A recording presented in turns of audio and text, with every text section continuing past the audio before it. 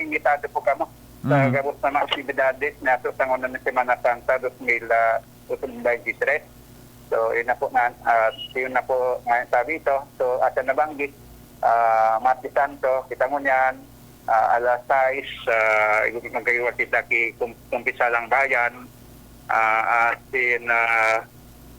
so procession sa Merkulis Santo alas 6, Proseman sa Bil Santo alas 6 man.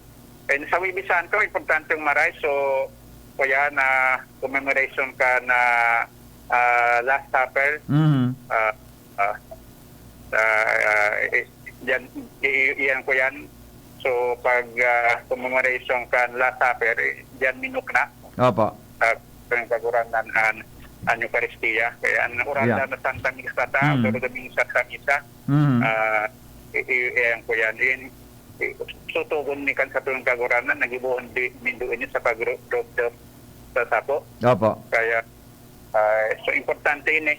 So, commemoration of the Last Supper Mass, Wibis Santo alas 5, and then dyan magibon sa pagganapan mga bitis na mga disipulos. And sa kuyan, Sabado Santo, Sabado de Liguria, so alas 8 sa pagkabanggi, kung na Bihilya Pascual. So, pinakadakulang kabistang sa tuyang simbahan. Opo. Opo. Ito yung na pista kan, gabos na mga pista. Pagkabuhay liwat kan sa tuyang kagurangnan. Opo. Opo. Kung dahil nabuhay liwat si Kristo, sayang pasyon, pagkagadan, daing isa-isa so gabos na pagsakit, sayang pasyon na sayang pagkagadan. Opo. Opo. Okay. Ayun yan na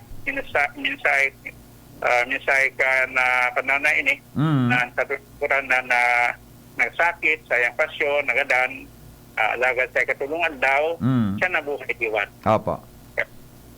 Kita masilibrar sa pasukan pagkabuhay liwat kan sa kagurangnan.